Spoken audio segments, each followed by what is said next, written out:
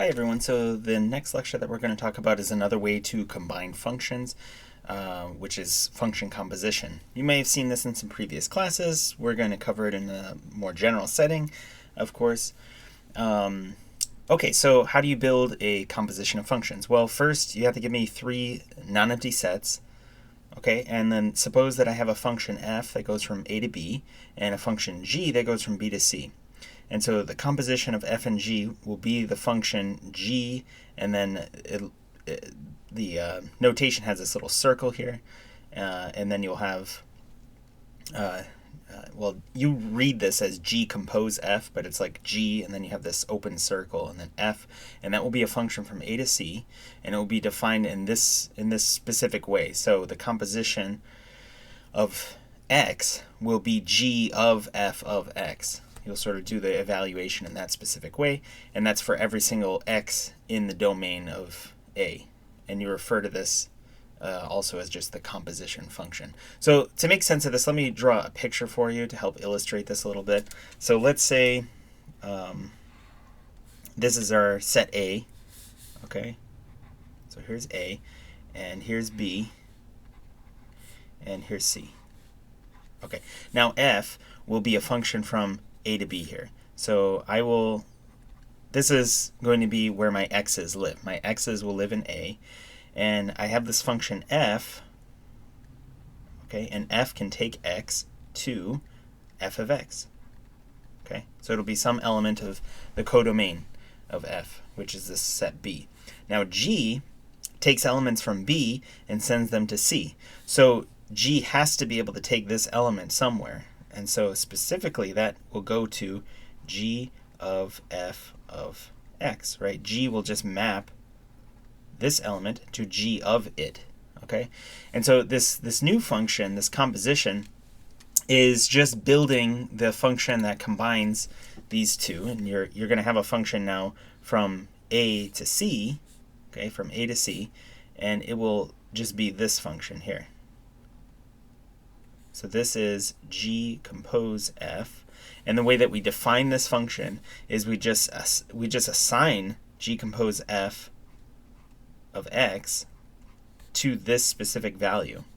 Okay, because we know that f and g can determine that value, so we're just going to define this composition in this particular way. So now we have a function that goes from A to C. Okay, and we called it the composition. Specifically the composition of f and g.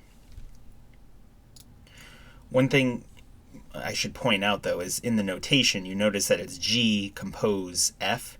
And the reason for that is because if you think about this in this specific order, I have to figure out what x goes to via the f function and then figure out where g goes. So that's why it's specifically kind of written in that way. Okay, so let's look at some examples. Okay, so first example I just want to look at is, let's say that I have my set A, which has 4 elements in it. So it has A, B, C, and D, and B has a set of 3 elements, and let's call those 1, 2, and 3. And then let's say C has 3 elements, and we'll call that capital X, capital Y, capital Z. All right, so those are 3 sets, and I'm going to define the function f from A to B in this particular way. I'm just going to tell you where it sends each of these elements. So f of A will go to 1, f of B will go to 2, f of C will go to 3, f of D will go to 3. And then I'm going to define a function g from B to C, and all I have to do is just tell you where 1, 2, and 3 go, because that's enough to define this function, right? So g of 1, I'm going to send that to y. I'll send 2, so g of 2 will go to x, and we'll send 3 to z here. Okay, so first thing I want to do is just sort of give you a visual for this. So the first thing, can we draw an arrow diagram for these two functions, and we'll combine them into one diagram, just like we did to illustrate how the composition worked up above. Okay, so let's just draw out our 3 sets. So we have A, and we have B, and we have C. All right. I could, of course, separate these as two individual pictures for these arrow diagrams, but since these, I'm trying to illustrate this composition, that's why I want you to do it in one diagram here. So let's just write everything out. So the set A has A, B, C, and D, and the set B has 1, 2, and 3 in it. 1, 2, and 3. And C has capital X, capital Y, capital Z. Okay? And what does F do? Well, F is a function from A to B, and we said exactly what everything goes to. So A is going to go to 1. Okay, B is going to go to 2. C is going to go to 3. And D is also going to go to 3. Okay, so this is definitely a legitimate function. Everything in the domain is sent somewhere, and you could actually ask some questions about this specific function, right? So this is F. I could ask you, oh, is this onto? Well, yeah, everything in the codomain is hit. Do you see that the range is the entire codomain? So this function actually is onto, but do you notice that it's not one-to-one because we have these distinct elements, C and D here, that are sent to the same thing. So this is an onto function that's not one-to-one. So that's kind of an interesting fact. What about G? So G is a function from B to C. 1 goes to Y. So we would draw an arrow that way. 2 goes to X. And 3 goes to Z. Okay, so this is G. All right, you could ask those same questions for G.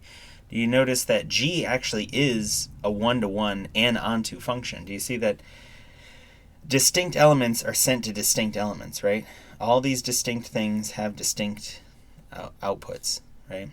No two distinct elements are sent to the same thing like we had in the previous function. And then also it's onto because everything is actually hit over here.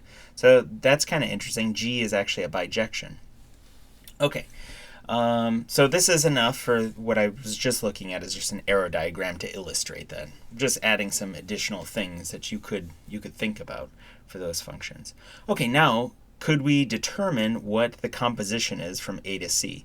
Now, in general, a lot of times that's going to be an algebraic definition, but in this specific example, I'm actually telling you where everything goes individually because these sets are really small. So we could actually do the exact same thing for this composition, right? This composition is going from A to C. So all I actually have to do is figure out what is G of F for every single element that's in A. Now, what are the elements of A? I only have A, B, C, and D. So all I have to actually do is I have to figure out what the composition is at A, what's the composition at B, what is the composition at C, and what is the composition at D. So if I can figure out all of these things, I will actually have a definition for the composition. So looking at our actual definition for the composition of these functions, up above, the G compose F of A, this composition will just be G of F of A. Okay, that's going back to the original definition, right? If we go all the way back up here, right? If you want to figure out where the composition sends X, it will be G of F of X. You could actually read that circle thing as the word of, essentially. So G of F of X, okay? All right, so down here, we have to figure out what G of F of A is. All right, well, in order to do that, what we could do is just, well, what is F of A, right? So could we figure out what this part is first? Let me maybe switch to another color. Okay, could you figure out what this is? Well, here we know that A is sent to 1, right? So what that means is we can just say that this is G of 1, right? Look at right here. A gets sent to 1 through this F. Right, so that is, that right there is F of A, right, 1. Okay, and then now look at our function G. Where does G send 1? 1 was sent to Y, right? So this will be Y. You can, of course, write all of these out without looking at the diagram because we actually have everything listed here, right? We have F of A is 1. F of A is 1, so I could have just replaced it right there, and then G of 1 is Y. So you can get all this information from what's written right here. I was just trying to show how you could also use the arrow diagram to help you compute all of these. So let's do the same thing for the remaining ones. So G of F of B. Okay, well, what is F of B? B gets sent to 2, so this will be G of 2. And then 2 gets sent to X, so this will be X. Okay, then G of F of C. C goes to 3, right? F of C is 3, and then G will send 3 to Z. Okay, and then let's do the same thing for D. So F will send D to 3. And now I have to figure out G of 3 again, which is the same thing as Z. Okay, so look, we have determined what this function does to everything in the domain. So this is good enough to tell me how this function behaves. We know what the domain is, we know what the codomain is, and we know what the rule is for every single one of these elements. So keep in mind, you can only really do this in the event that you actually have a finite, you're dealing with finite sets. If you're dealing with arbitrary sets in general, and you're dealing with algebraic definitions for f and g, you're going to have to do something different. And I'm going to show you an example of that in just a second. But could we use this definition to draw an arrow diagram for the composition? Well, we can just do the exact same thing that we were doing up above, right? So now I have A and I have C, okay, and A has these 4 elements, right? A, B, C, and D, and C has X, Y, and Z. And we have everything we need, right? This composition sends A to, where does it send A to? It sends A to Y, right? So A is going to go to Y. B is going to go to X. C is going to go to Z. And D is going to go to Z. Okay? So this right here is just a picture of what this composition does. All right? Now, if you actually look up above, you can see that composition, right? If you just kind of follow the trail of where these things go, like A will eventually go to Y, B will eventually go to X, C will eventually go to Z, and D will eventually go to C. So it's kind of like you're concatenating these arrows together, and you're sort of getting this, you're kind of ignoring the existence of B, right? You're just jumping right from A to C here. Okay, now let's look at an example where we actually have some algebraic definitions for the function, rather than me just telling you what the function does to specific elements one at a time, and the sets were very small, they're finite, right? So let's say that I have a function from real numbers to real numbers, and it's defined using this algebraic rule. So that here, immediately, I can't draw an arrow diagram for this because you're not going to be able to list out all the real numbers. You could do some useful things, like you could graph it if you wanted to, but we don't need to do that in order to find the composition. Okay, so G, I'm going to have another function from R to R, and we'll define that one using this rule. Okay, so what's interesting about this situation is I could actually compute G of F using my algebraic rules. Okay, so let's figure out where this sends X. Okay, so let X be a real number, right? X would be this composition. You know what? First, let me back up a little bit. This will be a function from the domain of F, which happens to be the reals, and it will go to the codomain of G, which is also the reals. Okay, so this will also be a function from R to R, and so what we need to be able to do is tell you where, we need to be able to see where every element of the domain goes, right? So let X be in R, the domain. Then the composition will be what? Well, this will be G of F of X, right? And so you could slowly figure out what all of these things are. You could do this simplification process a couple of different ways. One way that we could do it is we could actually just replace f of x with its algebraic definition, right? So then this would be 3x plus 2, okay? So this, you know what, let me show you, you could actually do this 2 different ways. So this is like solution 1. Let me see if I have space to, yeah, I could probably fit both of them in. Okay, so solution 1, you replace that. And then now we're going to plug this in for G. Okay, so G takes its input and you square it and then subtract 1. So the input just happens to be this algebraic expression instead. So what you're going to do is you're going to take that entire algebraic expression, okay, and we will square it and subtract 1. Okay. Of course, you could expand this.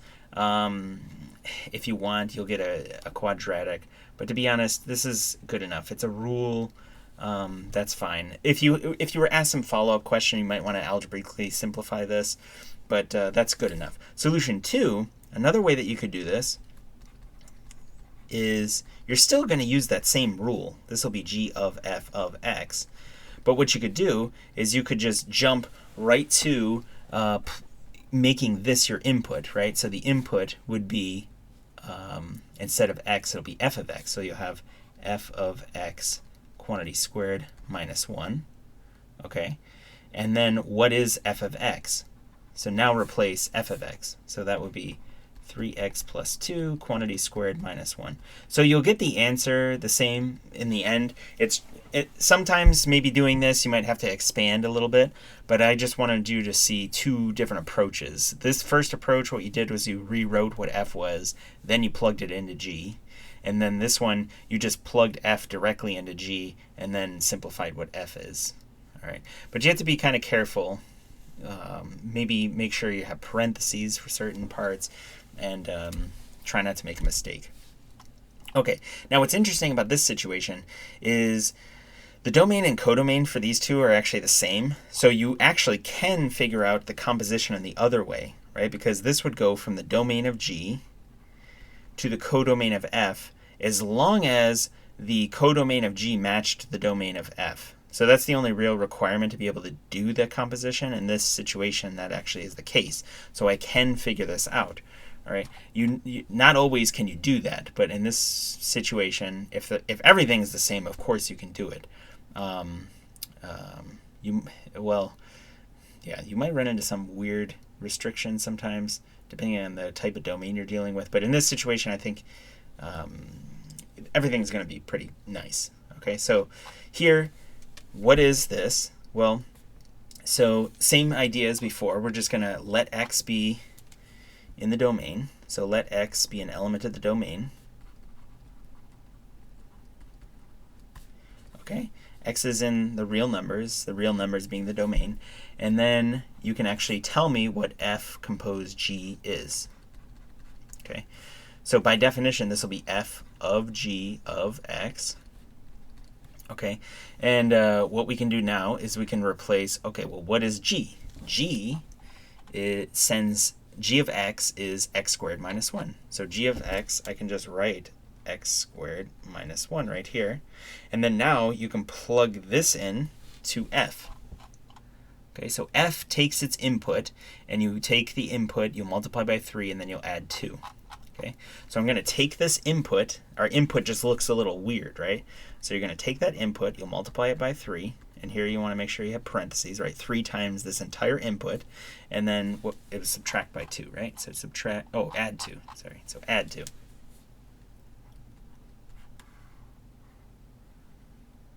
Okay. Now, one thing you might ask is, are these two compositions, you're kind of doing them in opposite order, are they actually the same? Well, if you expand these two, just for the sake of comparing them, right, you could FOIL these two out. You'll see pretty quickly that these are definitely not the same function. So let's just check that real quick. So this one, you would FOIL this out, right? So 3x plus 2, 3x plus 2. And then minus 1. So this will be 9x squared. And then plus 6x plus 6x, so plus 12x plus 4. And then minus 1. So this will be 9x squared plus 12x plus 3. Okay, so that's the first one. And the second one, here I don't have to FOIL anything, right? So just distribute this. So you have 3x squared minus 3 plus 2, which is just 3x squared minus 1. Okay, now comparing these two, they're definitely not the same quadratic function with each other. All right, so the reason that I wanted to give you this, it has another purpose, which is just so that we could say, this example just shows in general that function composition is not a commutative operator. Okay, even if you can determine g of f and f of g. Sometimes you can't determine both of those, okay, but in general, they will not be the same. Okay, there are, of course, situations where they are the same, but this is not the case in general. All right, you can cook up some examples that are trivial where those compositions will be the same, and you can cook up some non-trivial situations where they're the same, and we'll actually see something like that very soon. Okay, so what are some properties of compositions? Well, one thing that's actually kind of interesting is you might have noticed in the first example that we did, if you have two functions and they happen to have nice properties, then the composition might maintain those properties. For example, it turns out that if you take two functions that are one-to-one or injective functions or injections, the composition will be one-to-one. And if you take two functions that are onto and you compose them, if that's possible, you have to make sure that you can actually do that composition. Okay, then the composition will also be onto, and thus from these first two, that would also mean that if both of them are bijections and you can compute the composition, then that would also be a bijection. We actually saw an example for the second one with our first example. Do you see up above this first example here? These two, G is on, so both f and g are onto functions, right? Nothing is missed in the codomain in either one, right? So these are both onto. And the composition, this is also onto. You see that the codomain is equal to the range. So this is just an example to illustrate that if you take two onto functions and you compose them, that will be onto. But could we actually prove it? Let's see if we can do the proof for 1 and 2. The proof for 3 would be immediate because once you prove 1 and 2, because the bijection is one-to-one and onto. So if we have the proof for 1 and 2, then 3 immediately follows. Okay, so let's try to prove these two things. So proof for 1. Okay, let's try to follow some kind of template whenever possible. So suppose f and g are one-to-one. We want to show the composition, which is from A to C, is also one-to-one. Okay, so we're trying to prove this function is a one-to-one function, and we need a template for that, right? So the template looked like this. So let x and y be in the domain, which happens to be A, okay? And then what you're going to do is suppose that if you evaluate the function at these two and you set them equal to each other, so g of f of x is equal to g of f of y, then what you want to show is eventually we can deduce that x is equal to y. Okay? The original definition for one-to-one says if x and y are not equal, then their outputs will not be equal, but the proof method, remember, is by contrapositive because it's much more natural to deal with equalities than non-equalities. Okay? So suppose these two are equal. Well, what can we say? By we don't have an actual algebraic definition for any of these things, but we can use the definitions, right? So what's the definition for g of f of x? That will be written like this, right? So you just write g of f of x, and this will be g of f of y. Okay, and then now you're hoping, well, how do I get at x and y by themselves? Well, you do get to use some of these assumptions up here. We get to say, well, f and g are one-to-one. So if I have g of something, okay, g of something, right, g of something is equal to g of something, right? If I have g of, since g is a one-to-one function, I must have that f of x is equal to f of y. And this is since g is one-to-one. Okay? If that was not the case, then you would have two inputs that are distinct, but then their outputs are the same, and that would be a problem, right? So g is one-to-one, which would mean that what's on the inside has to be the same here. And then similarly, we know f is one-to-one, so this would actually force it would force x to be equal to y. So since f is one-to-one, and there we have it. We're done. Okay. So again, this just follows from definitions and properties of injective and one-to-one functions. Okay? Okay, let's look at the onto situation. So proof of 2,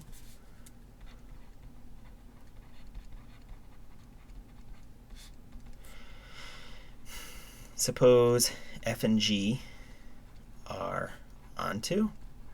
Okay, now show that the composition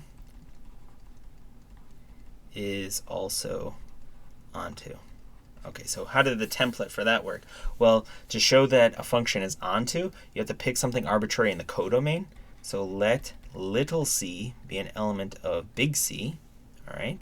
And then you have to show there actually exists something in the domain, a little a in the domain, such that this little a will get mapped to that arbitrarily chosen element C. So g of f of a is equal to this C. Okay, so this is what we want to show. Well, normally the way that this works is if you have a function and it's algebraically defined, you sort of reverse engineer what these inputs have to be. But in this case, the only assumptions we have is that these are functions, and we know that f and g are onto. So we're going to have to use that. We don't have any algebraic rule to follow. So what might help you is to draw like a picture. Sometimes if you get kind of stuck, the only thing that we know right now is this little c is over here. Okay? It's in C. And we're trying to get at some a over here, and we're trying to show that it maps to this. Okay? We want to show that this little a exists and that it'll map to that C. So how do we get to that? Well, we do know that f maps elements from A to B, and g maps elements from B to C. And we know both of these are onto functions. So using the fact that g is onto, that would mean that there is a little element over here. There is an element B that will map to this guy here. Okay? So since g is onto, there exists a B in B such that C is equal to g of b. You know what? Let me write it in the opposite order. G of b is actually equal to c. Okay, so this is actually equal to g of b. All right? Okay, and we know we're guaranteed that because g was an onto function.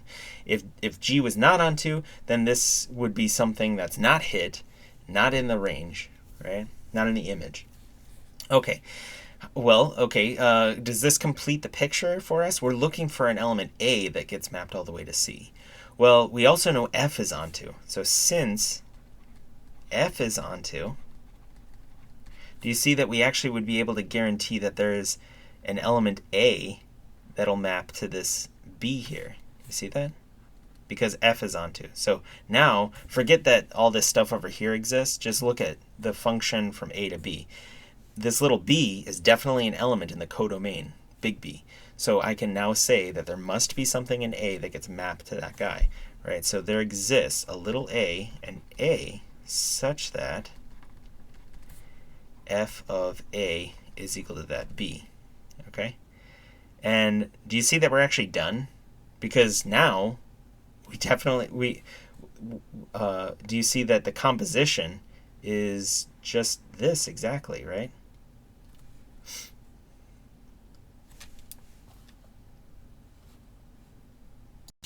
So what can we write right here?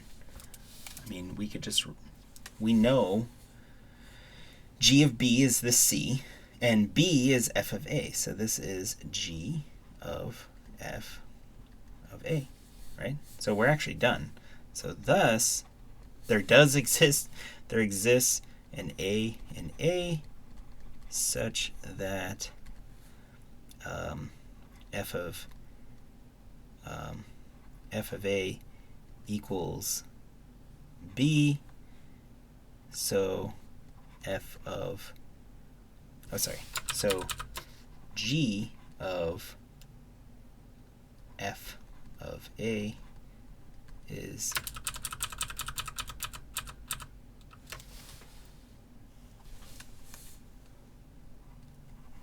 g of f of a is equal to C, right? Because this is our B here. So we're done. And then finally, again, we don't have to prove C because the bijection would be immediate from the fact that 1 and 2 would be true. Okay?